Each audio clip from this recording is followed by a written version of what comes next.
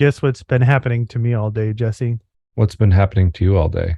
Horrible hiccups, like nauseating, about to make me throw up hiccups.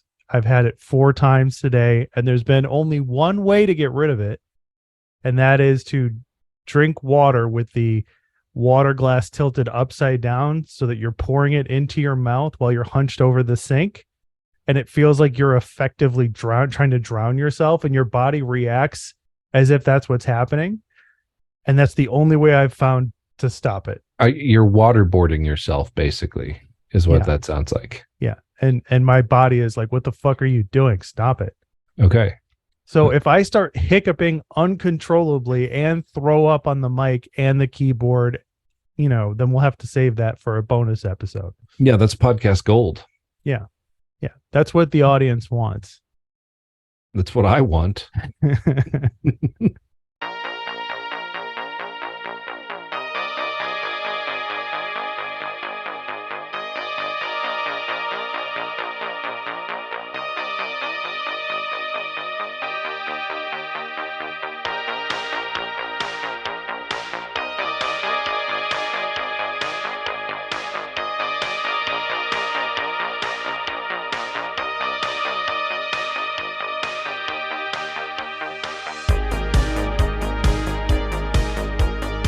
You are listening to the Jaunty Mantis, and I'm Jesse. With me, as always, is Maddie. Say hello, Maddie.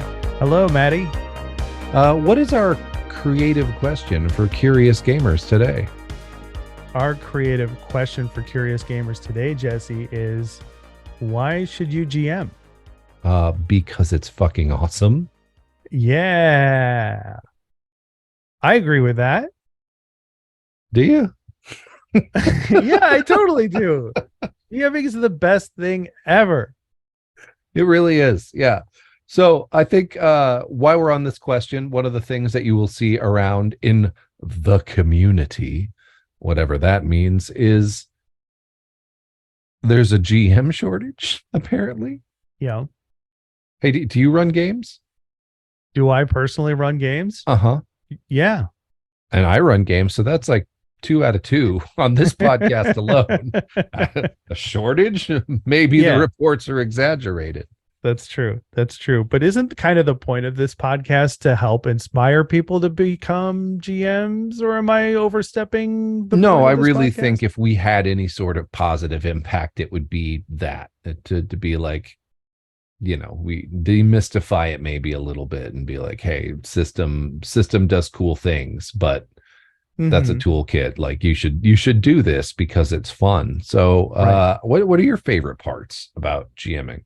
Well, before I get into my favorite parts, what I think we should do to set this up, if you don't mind, is why don't we tell the audience how we got started GMing? Because I think that's an important part of the process. If we're going to inspire people to become a game master, maybe we should tell them how we became a game master in our respective lives, our gaming careers. So how did you become a game master?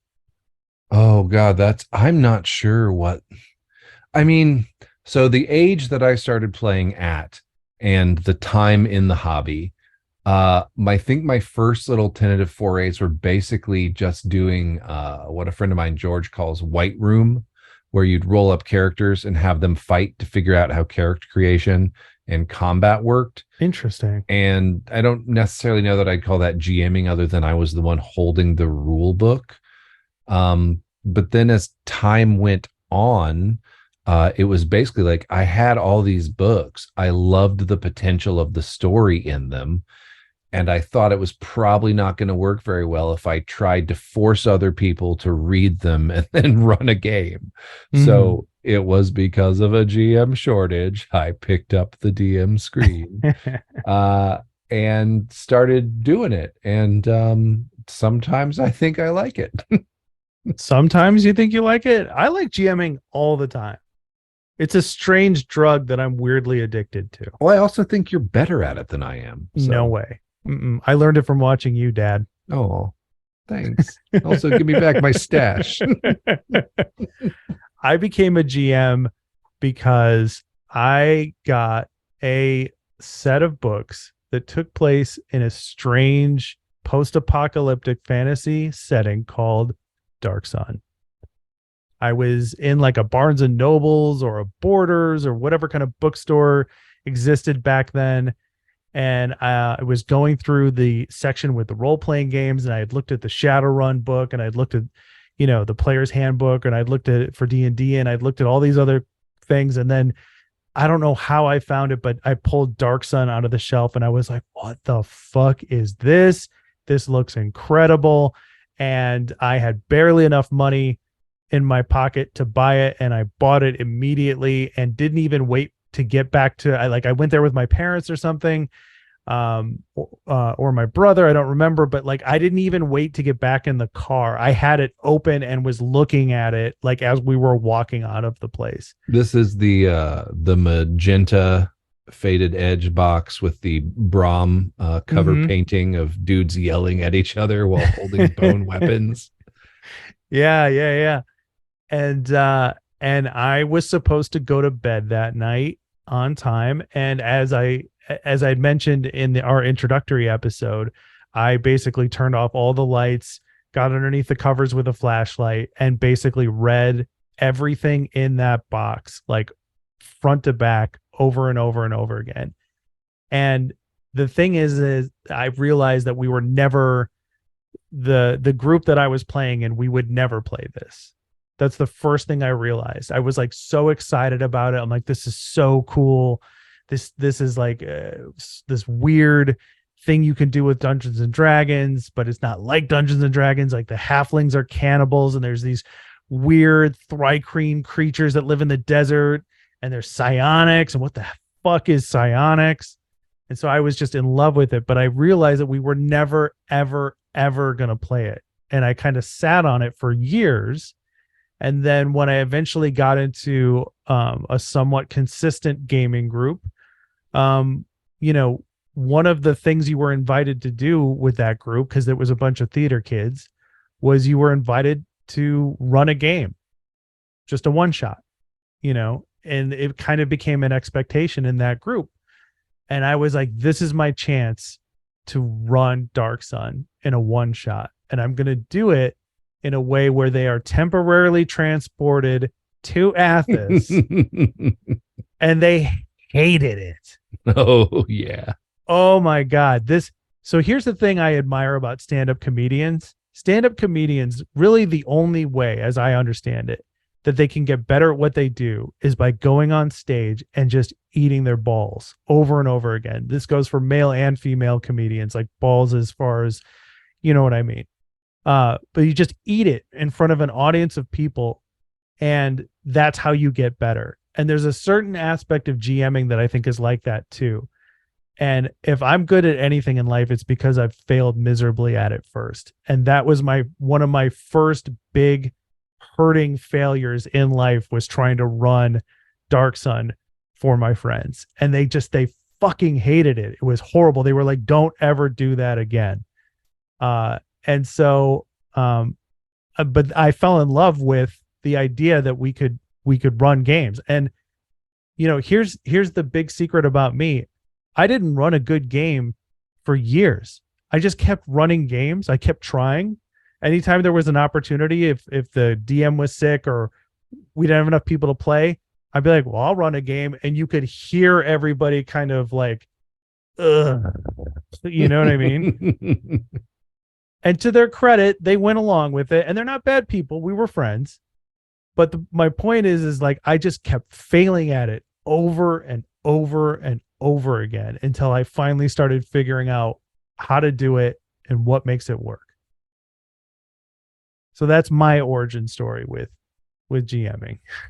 Yeah, my memory, like I must have been running games when I was 13 and 14. I think I did probably way more Shadowrun than I did D&D. As has been said on the podcast before, I don't know if it's an episode that's aired by the time you hear this, good listener, but I'm the king of the impulse buy. So like my current ridiculously breaking the bookshelf collection of role-playing games is like the fourth collection I've had in my life. And the first one started during this time that we're talking about. So I got into it mainly because I wanted to use these worlds and these ideas. I could never really just stick to one. I always wanted to sort of implement it. And it's sort of, I mean, there's like Maddie and I have very different, I think, strengths as GMs. Maddie's is character, in my opinion. Like the NPCs you meet in Maddie's game are weird and wild and woolly and maybe monomaniacal, but like they're going to be interesting people to interact with. Maddie tells me that mine is pacing. I would also say efficiency. Like yeah, I'm always looking for a tool or a hack to strip things down or simplify it. Yeah. We don't waste time in scenes in your games. If something isn't working, we're moving on. If the player characters aren't responding, something happens. Like Jesse is an extremely efficient game master, and it's a skill that I haven't seen in many others, including myself. There's a tendency, I think, for a lot of us as game masters to kind of let players, run the table, so to speak. Like, what do you guys want to do? And then let them just go wherever they're going to go. And Jesse will cut it off at a certain point. He will make combats valuable instead of letting them just stretch on forever. He will give the characters what they need to proceed forward, and he'll make it look like he's had this plan the entire time. And he could have showed up to a game with no prep and, just kind of looked things over 5 minutes before we started, and he would sell it like he wrote the damn adventure. And it is a very unique talent in game mastering. Well, thank you. I think I really also too like to set the scene with relying on my degree in poetry by doing really florid exposition, like over the top, sort of like, deep voice, serious looks, that kind of thing.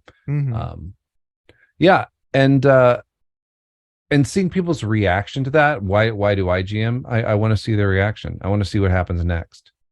Like, good advice as always for GMs. Why you should do it if you're brand new is you have an idea and you want to see what happens with it. I think just curiosity. How do these rules work? That's one person's curiosity, but that's not everybody's. How would people react to the storyline I've created is another one. Like, or how would people react if I did this funny voice? One of the things I was thinking about this actually today from my years of GMing is like, somehow I don't think it makes me weird or awful to talk to, and maybe I'm just wrong and I have some blinders on, but like I do voices as a normal person, like little character bits, like for humor to make a joke. And looking around, I'm like, oh yeah, not a lot of people do that. But for sure. But I do, Yeah, so. And you do it really well. And I think that also, I think that goes hand in hand with we mentioned in our kind of gamer origin stories that my friendship with Jesse comes from this amazing gift that he's been able to give me without trying, which is, I was very, very reclusive about my gamer side. I didn't tell people I played Dungeons and Dragons. I refused to talk about it in front of other people. If somebody mentioned it and was trying to talk about it with me, I would freeze up and act like I didn't know what they were talking about. I was ashamed to be a gamer back then. And Jesse was not, and he would talk about it with anybody under any circumstances. And that, seeing his freedom to do that, allowed me to kind of just unclench and start being myself. And he does that for players in the games that he runs as well. He enables people to be able to play their characters. I'm pretty sure Maddie has actually seen me at a college party with a beer in hand talk to a pretty girl about Dungeons and Dragons. Yeah. So, and this was before it was cool, mind you. Yeah. Yeah, definitely. Definitely. And now that girl is my wife. Great success, everybody. But for me, I think that people should GM because it's like for me, it's like, if have you ever watched a show or a movie and you know something about that universe, and maybe the people you're watching with, they don't. Like, you're watching Star Wars and a character comes on screen who's walking out of the desert and he's about to get in a potential gunfight with the marshal of this town on Tatooine, and you're like, holy shit, that's Cad Bane. And your nerd, all of your nerdness just goes off inside your head. You now have this really weird connection to the material. And I know this experience because my girlfriend and I have been watching a lot of Star Wars recently. She doesn't know who these characters are when we started this journey, and we've been watching all the shows and movies. And but it's like, holy shit, that's live action Cad fucking Bane. Exactly. And that's what it's like to GM for me. It's like when you plant something into a game or story and you see the players pick it up and then run with it, it gives me the same kind of energy and feeling as when I recognize something in a show or movie that they put there just for people who are fans of that show or movie. It's an unparalleled feeling of joy that is difficult for me to describe. It's like you are enabling other people's creativity and something you created and put into a story. Because look, we're all sitting around a table or a computer screen on Zoom, and we're doing what is essentially what our ancestors used to do, right? Sit around a fire or a table at a pub or whatever and tell stories to each other. But it's a shared story experience, and you get to be the guiding direction of that experience. So you can put something in the game and they find it and then they don't know what to do with it. 3, 5, 11. Nobody knows what these numbers mean. They're supposed to mean something, but they're not picking up on it. And then you're in your brain, you're like, why aren't they trying to figure out what these numbers mean? I put them in the game. The character keeps saying them over and over and over again, but nobody seems to pick up on it. And then you have to scramble and find a creative way to introduce more information. And it's that constant, gamble or not a race, but it's like an experience going on inside my head that's like, how can I contribute to this, push them in the right direction? And so that's the part that I enjoy most for me. So one of the things, if you're thinking about it, so you're considering GMing, right? Mm-hmm. That's what I want to say. Very smooth transition there. You're considering GMing. What do you need to know? I'm asking myself this as a rhetorical question. Mm-hmm. So I would say the first things first. You don't need to have a free-form grand campaign. You don't need to start trying to recreate Lord of the Rings in your own universe. Mm-hmm. It's perfectly fine to pick a short section of story, like a mini season, like a mini 2-episode arc on a TV show, and just do that. Yeah, I agree. I would say one of the first things you need to do is you need to forgive yourself, and you need to understand that you don't need to be perfect. Yeah, give yourself a ton of grace and know that your players will too. And in if fact, they don't, you shouldn't be playing with them. Yeah, that's true. But assuming you've found good people, give yourself grace, and your players will too. And also, a lot of the things that you're going to be in your head about that you fucked up, they won't know. So true. They won't. Players are wonderful people. They participate in the story. They're also generally lazy as fuck and won't read the rule book or know how their characters work until like the campaign's been going on for literally 7 months.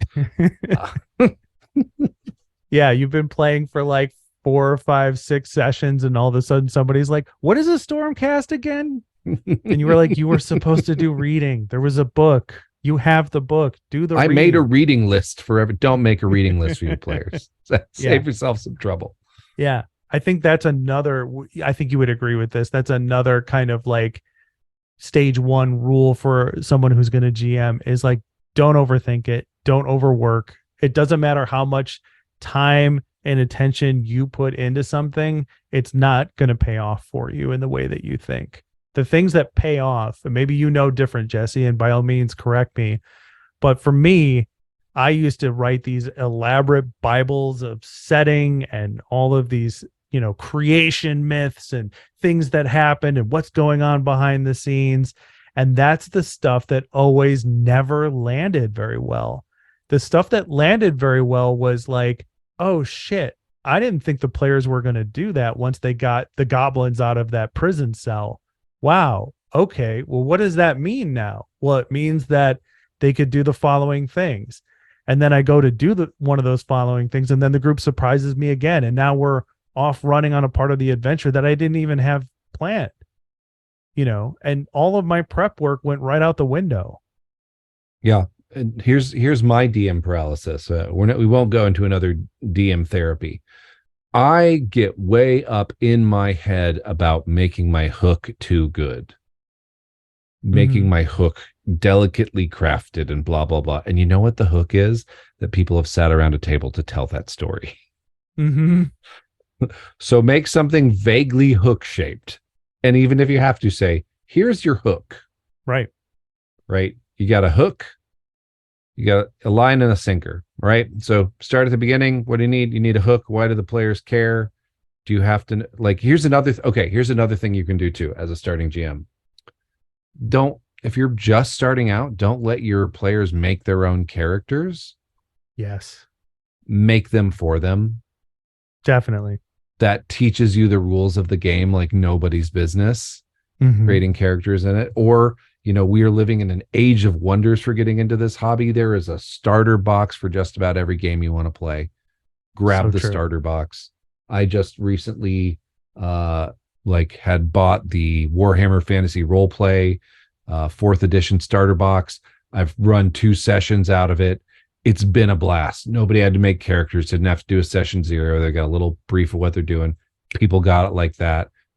They will teach you the rules step by step in a lot of them. The One Ring RPG has a starter box where you are all Bilbo's cousins, nieces, and nephews in the period between The Hobbit and Lord of the Rings. It feels very much like Hobbits. You go off running crazy errands for Mad Bilbo. It's thematic. It's beautiful. It's woolly. It teaches you to play the game. On my shelf, I've got the Blade Runner RPG starter box. I can't wait to do that.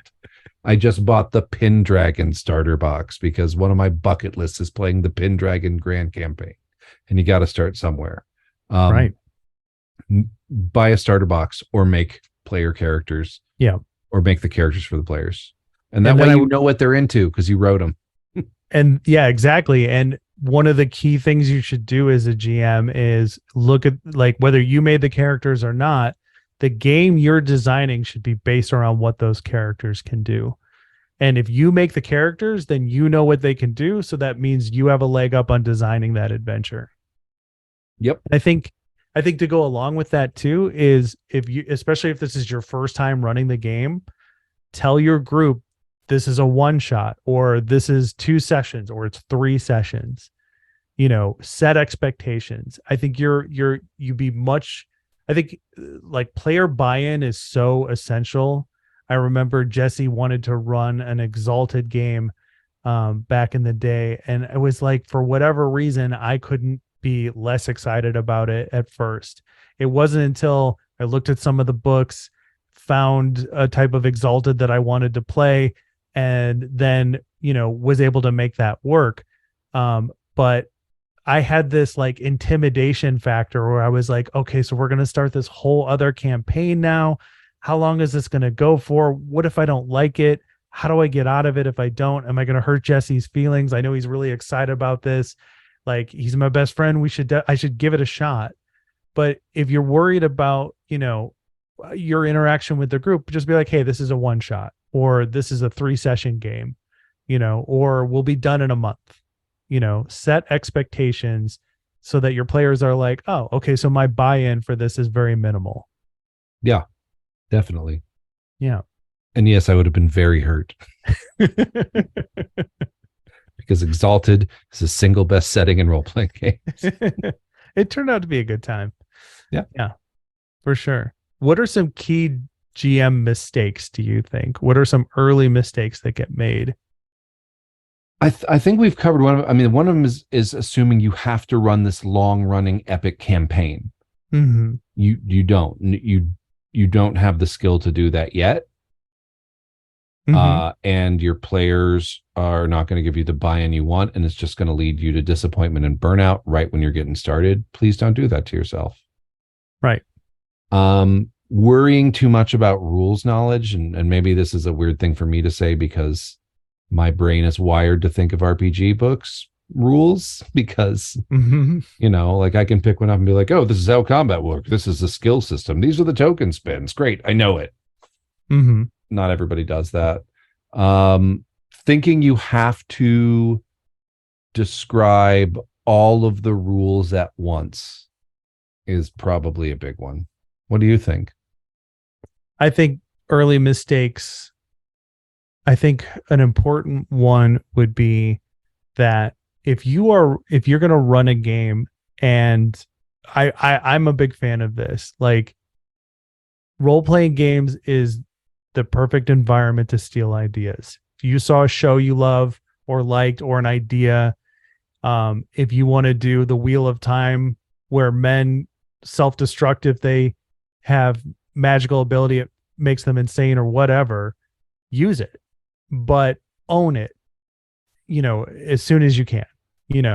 If you're describing a setting, if you want to do your own setting, describe what your ideas are and where they came from. And I think when you set those, again, setting expectations. So maybe the mistake is to not be too ambitious in creativity. Use an established setting if you want. Use generic D&D. Keep it simple for yourself. You have like being a GM is almost a thankless job to a certain extent. So if you're but it's still fucking awesome, so you should do it. So it's not that thankless. Well, our group says thank you, so it's possible. So I would say that first mistake then is, just to put an asterisk next to it, is like if it's your first couple of times playing, just lean on something that already exists. There's a generic D&D Forgotten Realms setting. Use it. Don't make that part too hard on yourself. Focus on what it takes to run the game. Yeah, and also buy The Lazy Dungeon Master by Michael Shea. Oh my God. Yeah, that should be the Dungeon Master Guide. Yeah. For 5e D&D should be that book. Yeah. That book will level you up. If you've never run a game or you're trying to get better at being a game master, get that fucking book. It will help you in so many ways. If you've been running games for years, buy that fucking book, because it will change the way you think about game prep and running a game. There's a link on the website. Read the book for free. Under Creative Commons. Can we throw this in the show notes? In case just send it to me. Yeah. Okay. And I'll put it in the show notes for sure. Cool. Yeah. That is an invaluable resource. It's one of the best books about running games I've ever seen. And it's so simplistic. That's the beauty of it. Yeah, that's I would say too, if you want to level up as a DM, like this, again, I lean towards this. I'm worried people think I'm being shady about this. Is don't watch actual plays. Okay. Like when you're starting out, don't watch actual plays for how to DM. Yeah. Because you're watching people who in some cases are professional voice actors with decades in the hobby. It's just like, I want to learn how to figure skate. I'm going to start by watching the Olympics and trying to copy those moves. Yeah. You're going to hurt yourself. Sit out. Watching an actual play before you run a game is like watching a ton of hardcore pornography before you have sex for the first time. It's like, it's just going to be in your head the entire time. Like nobody's Matt Mercer but Matt Mercer, right? Mm-hmm. So, you only have to be who you are. Like that would be my next piece of advice. I think that piggybacks on what you're saying. If you're not a voices person, don't be a voices person. Yeah, you don't have to do voices. You don't have to do voices, definitely. And if you don't want to speak in character as your NPCs, don't do it. If somebody's like, if there's let's say there's a portion of the game where some characters are talking to each other at the end, and it's a social encounter, you don't have to sit there and say the lines in the character. You can be like, well, he tells you this. If she describes a circumstance, she says, there's a cellar in my home, and this is what's going on down there, and I'm scared about it. Like, she tells you that her daughter is missing. They think that she's been kidnapped, like, you don't have to speak as the characters. That was something I thought was absolutely necessary at first. And if I had known that, maybe my GM style would be different. Well, like in our last Soulbound game, like the first person you talk to, I delivered the information in character voice and then kind of sped it up to, and over the course of talking to the next people, you also discover this, and this. Yeah. So we don't, that's me trimming for time. We've got a 2.5-hour game session. I want to get more than me just telling you everything, every clue you found, Right. This is the efficiency, ladies and gentlemen. Yes. I agonize over what's the correct notes formats to use, so it's actually all organized in just the way I need it. Mm-hmm. I haven't found the perfect one yet. Constant innovation. You don't have to describe every room either. Crib note, good DM advice. I forget where. I think I picked it up off Twitter or something, but just good DM advice for how do you describe things. 3 sense impressions. And then a what do you do? Mm-hmm. You see a man, he's running towards you. He has red hair. What do you do? Mm-hmm. If the players choose to interact with that, you just say, as he gets closer, you see that he has, 2 days stubble and a wart on his nose. His breath smells faintly of anchovies. He says, help me, help me. What do you do? Mm-hmm. Mm-hmm. And I would also say that, like in a dungeon or a castle or a forest or whatever the environment is, if you want to create an expansive area, you don't have to tell them what's in every single room. Back in the day, we used to have a dedicated map person, or at least in my group we did, and they would draw the map as the DM was describing it, because that was a very helpful tool. It was a role in the rules as written. Yeah, like in those old adventures, it was easy to get lost because of the way they were written. And I think this is something that we've evolved as gamers as. You don't have to tell them about every single room in detail. There's nothing more boring to me as a player as like, well, there's a door to the left. There's a door straight ahead of you. And then there's a door to the right. Well, we go through the left one. There's a bed and a table and a chest. Well, we open the chest. There's nothing in it but clothes. It's like, you are wasting people's time. You're wasting your own time. Instead say, on this level of the dungeon, there are 4 rooms. They all seem to have the same following things: a bed, a chest, whatever. These are living quarters. You've now summed it up for them. They're not making rolls to search for hidden gold or weapons or things in the wall. Because that's what a lot of my early games were like. I used to put secret doors in every fucking room. Man, you get to draw the little S on your graph paper. Yep. It's the S. It's secret. Yeah, and dwarves have sure. a 1 in 6 chance of discovering it if they walk by. Why are you rolling a D6, Matt? No reason. Mm-hmm. Mm-hmm. Yeah, there are some assumptions that I think we came up with that probably delayed our dungeon master progress. Because in my head, and this may not be true, I need to revisit older editions of the Dungeon Master's Guide, never really told you how to be a dungeon master. Mm-hmm. That's like, here's some optional rules you can use. Right. Well, why would I want to use them? Yeah. Like, what do you do to prep an adventure? All these things you would need to DM. And so your guide is the published adventure modules, and the published adventure modules have like a grand history of the local area, mm-hmm. and who did what to who 100 years ago that is now set up. They have a detailed map of the town. They have a detailed map of the dungeon where each room is labeled, and next to the numbers in your little adventure module, there is a fully written paragraph-long description of everything in that room to be read out loud to the players. A friend of mine, and he does it really well, when he runs games, he still pre-writes scripted box text for rooms. Interesting. And I'm like, why? Wow. I hate box text. I know we brought it up before, but you I know can't. I'm using box text like all the time, right? I know, and you're doing a very good job of it. I'm jealous. I don't like box text. It's not for me. And I think If it's printed in an adventure that you're running or a starter set, you do not have to read word for word everything that's in the box that says to be read by the DM. You can provide a summary. yeah, do what I do. I don't like running pre-written adventures, but if I have to, for whatever reason, I will look at that box text. I will pick out the things that I think are important and write them as tags. So there's a waterfall. There's a statue at the base of the waterfall. This statue has a sword clenched in its hands. I write those as tags. Waterfall, statue, sword in the hands. And that I create a list of priorities. This is what's important. And then when I go to describe the scene, I think about the kind of things that would stick out. So I describe the waterfall, how the temperature drops in the area, or the time of day it is, or then I quickly move to the things I want them to focus on.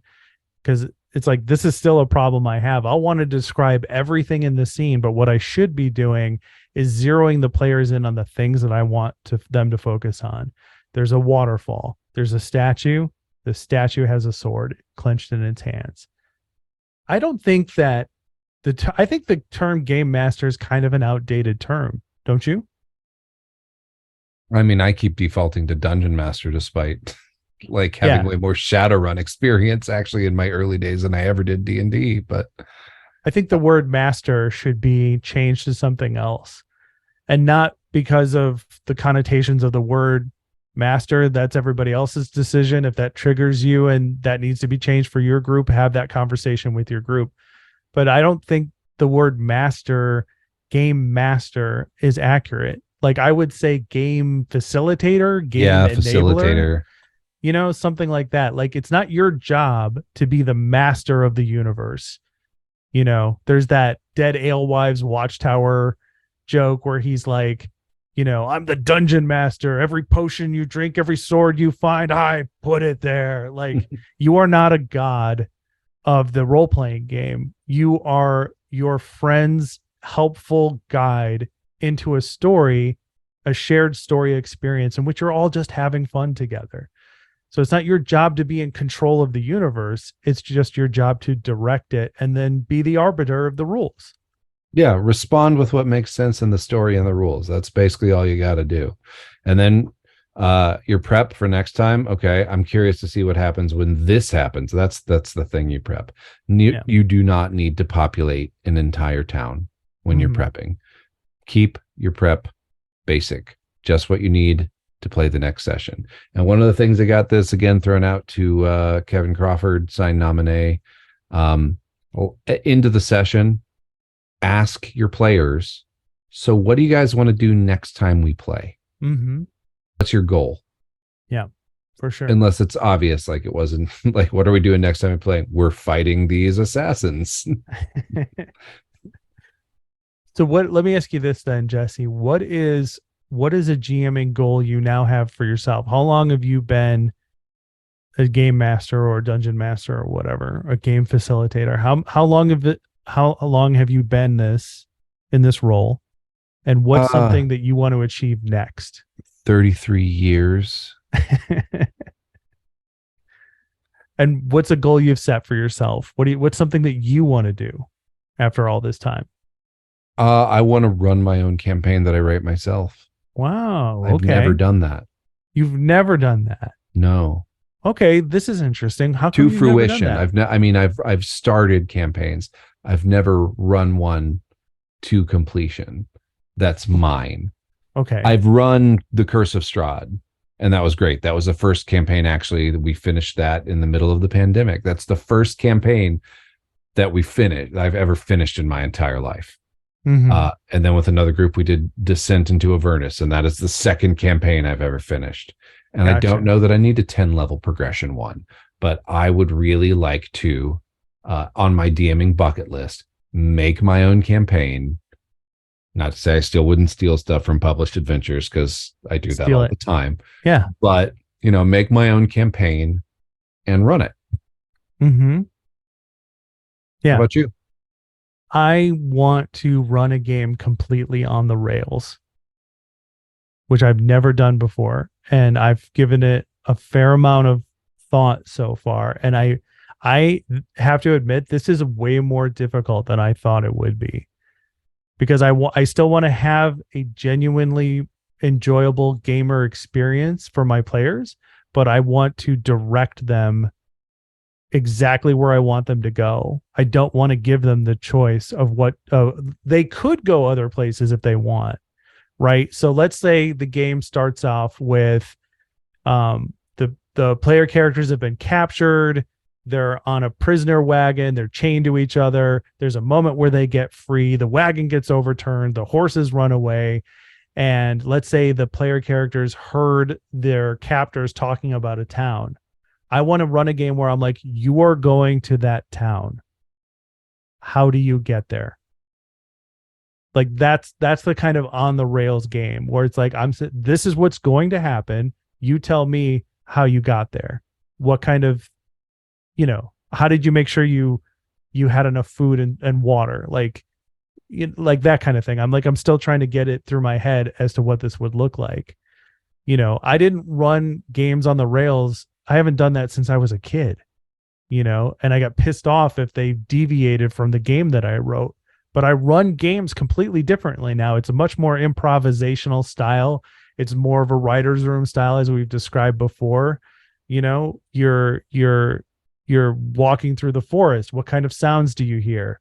Your guide is worried about something. He's whispering to his scouts to be on the lookout for something. What is it? You know what I mean? So I want to try to run a game completely on the rails where I am telling the players where to go and what to do, and then I'm asking them how it happens. Interesting.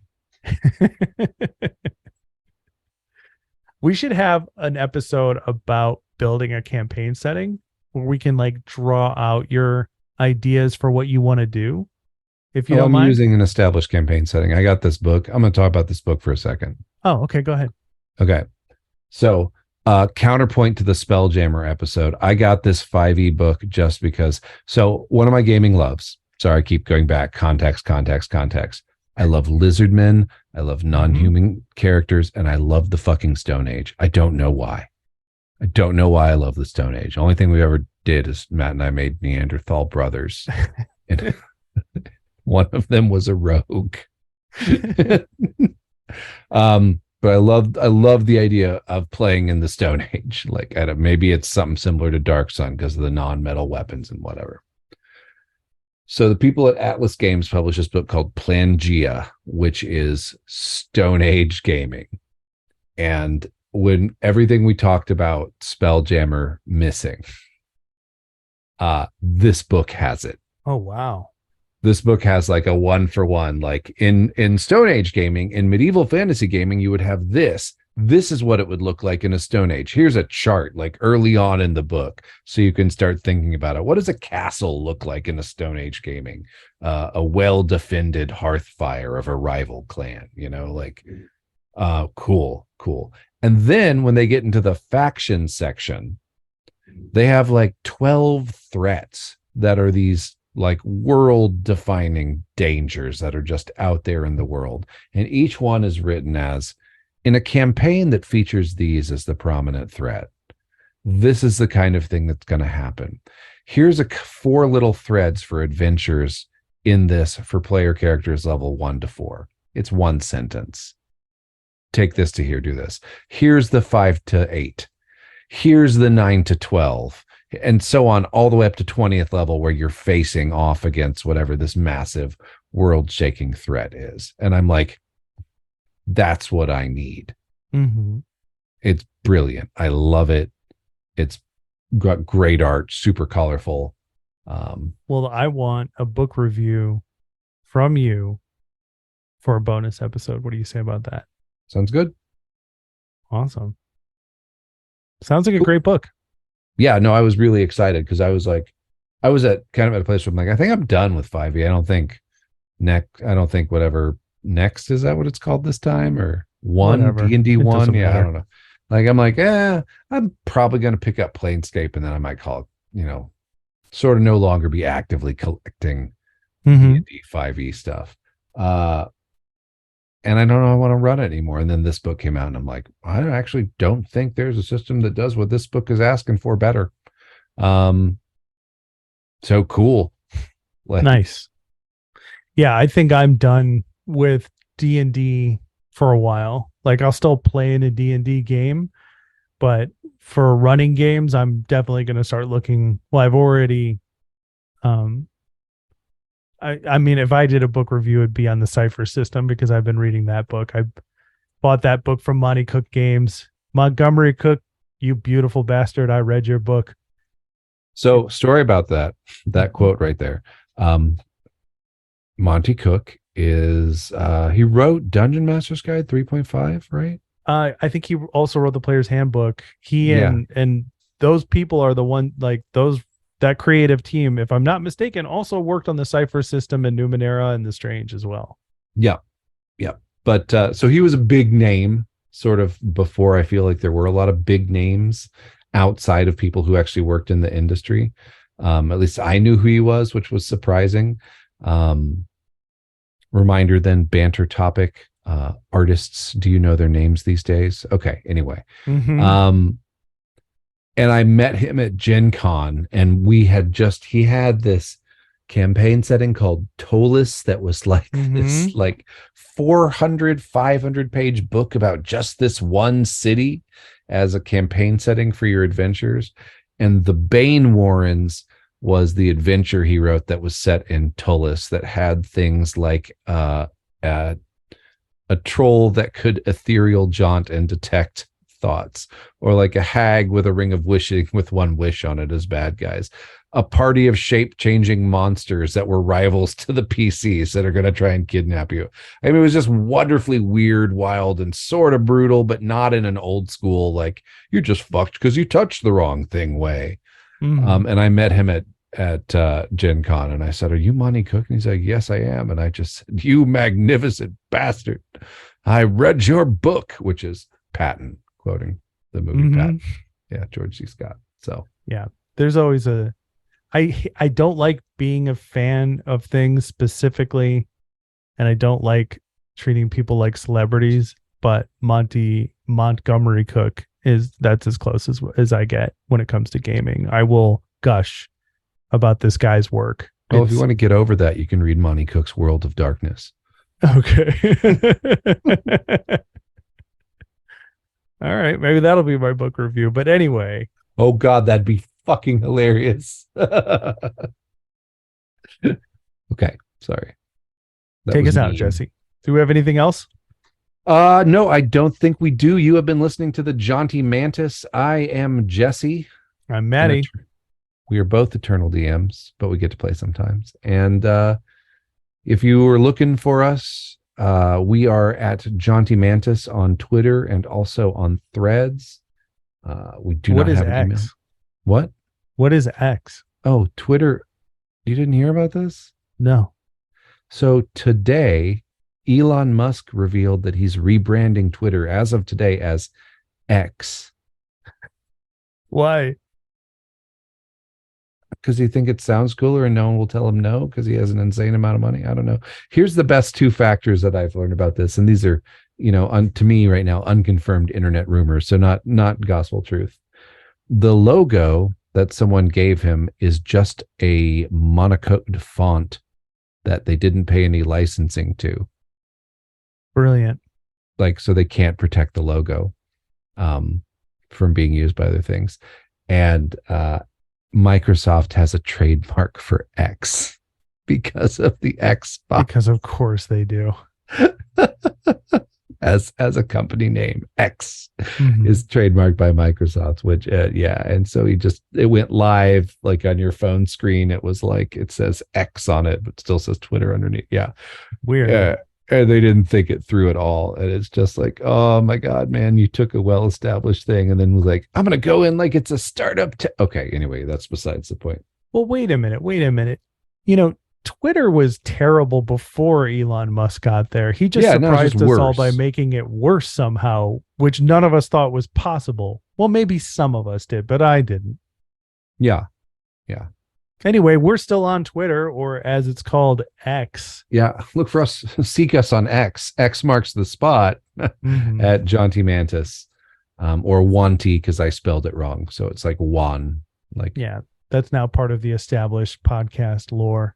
Yeah. You could also leave us a review on Apple Podcasts. I know not everybody likes using Apple Podcasts, but that still is the gold standard when it comes to reach and exposure. And if you can find it in your heart to use it and give us a good review if you like the show, we'd much appreciate that. that'll help get us more reach likely to people. be on your favorite platform sooner.